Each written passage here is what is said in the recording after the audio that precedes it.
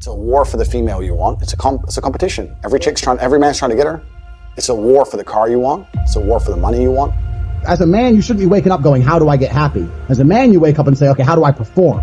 Because what we said earlier is absolutely true. It's player versus player, my friend. Unfortunately, and it's an unfortunate reality of the world, is that it's player versus player.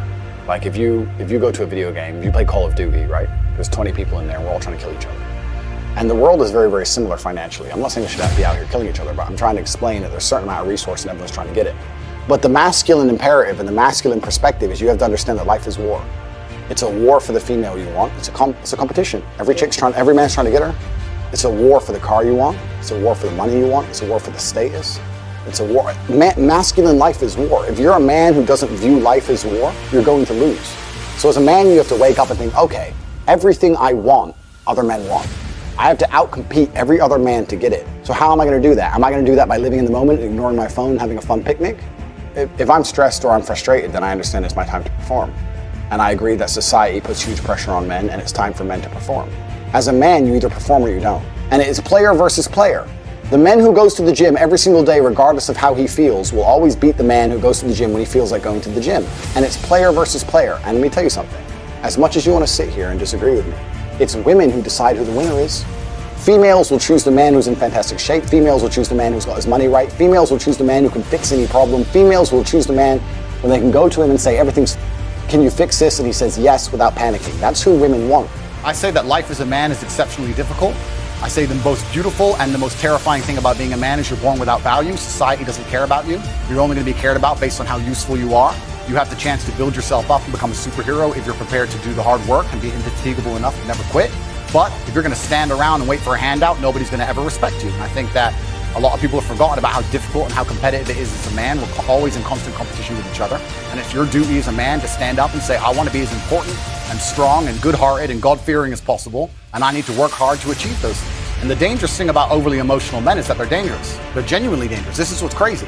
All these people who talk about toxic masculinity and how bad it is for men to be traditionally masculine. A traditionally masculine man does things he doesn't feel like doing because it is his duty to do them. He charges into the building because it is his duty. Not because he feels like it, because it is his duty. We're now teaching the new generation of men that they don't have duty and they can just act on their feelings and act how they feel and they don't have to act as a man should. Do you know what happens when you get men who just act how they feel? You get school shooters, you get violence, you get rapists. Men who do not control their emotions are dangerous. If you find a man who is stoic, he's not going to hurt people. He's going to sit and think about his actions very carefully, and he's going to be a good man who protects and provides for his family. If you find a man who just acts out on impulse and does whatever he feels like, you're going to find a dangerous man. Sitting here telling men to cry more and act with their feelings and it's okay to feel this way, that way, etc., and have no self-control. That is why we have the problems we have in the world. Absolutely and utterly wrong. So when they talk about toxic masculinity, they have it completely inversed on its head, completely and utterly wrong. We need to be teaching stoicism. We need to be teaching young men to understand that the world is very, very difficult. It's hard to be a man. You're going to feel bad sometimes. You need to suck it up and perform anyway. Depression is the ultimate motivation. Oh, you're depressed. Okay, so you come along to me and you tell me you're depressed. I expect to see a huge list of what you're achieving per day. If you're unhappy with your life, but you're depressed, I don't expect you to be popping pills and sitting laying in bed. I expect you to give me a huge list of everything you're achieving per day. Depression's a fantastic motivation, but people are told the opposite. No, you feel depressed, that's wrong. You should be happy anyway. Take the pills, stay home, take some time off. Complete garbage. You're depressed? Okay, get up, go for a run, lift more weights, make more money, get a second job, get more girls. Like, you can outrun depression. I'm a man who's always believed, and I think every man understands this, action over inaction. And I think it was General Patton who said, a good plan today is better than a perfect plan tomorrow.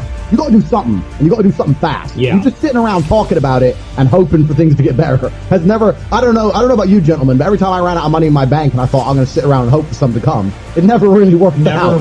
It never worked out, It's like, you can't be sitting around waiting for things to happen to you. Also, I think, especially in the West, a lot of people's problems are all in their mind. And I'm not saying that mental conditions aren't real, because absolutely some are. But I try and explain to people, look, the only thing on the planet you have genuine control over is your state of mind. Like, you can't even control your health. You might get hit by lightning. You can't control other people. You can't control the weather. You can't control anything. The only thing you can affect in genuine real time is how you feel in your head. Oh, I get really shy and anxious. I'll say, so? Right. But not, oh, okay, that must be horrible. No, so? Do it anyway. Yeah, but I'm shy. I don't care. No one cares. The whole world doesn't care. Nobody cares. You go. If you could drop dead tomorrow, the world wouldn't care. The sun's still going to rise. People are still going to go to work. So you're going to sit there and worry about speaking? When people come to me and say, I'm not happy, I say, why should you be happy? And we're all adults here. This infantile mindset that we're all supposed to be like we were when we were 3 years old, and oh, something shiny, laugh all the time, run around in circles. We're grown-ups, and we have responsibilities, and we have problems, and we have pressure, and you don't necessarily have to be happy to perform, especially if you're a man. Like women have this, I guess to a degree, they're born lucky. Women have this mindset where people expect women to be happy. Women need to be happy. But as a man, you have a burden of performance. As a man, you shouldn't be waking up going, how do I get happy? As a man, you wake up and say, okay, how do I perform? You know, and happiness will come at the end of the performance anyway. But if your number one goal as a man, if your number one mission in life is just to be happy, that's going to be an extremely vaporous existence, and you're not going to be a man of substance. The men of substance out there are not necessarily happy people. Mike Tyson wasn't happy when he was smashing people's faces in. That's not how you get there. You don't get there being happy. It's just a complete, the whole mindset, the whole idea that, oh, we all need to be happy all the time is the reason you have men on the streets taking drugs, looking for a quick fix. They don't want to do any real work, get any genuine fulfillment. So they end up shooting drugs, running around being fools. Motivation isn't real. Everyone says motivation is not real, discipline is real.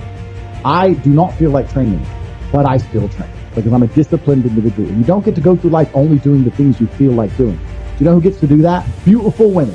Beautiful women get to do what they feel like doing.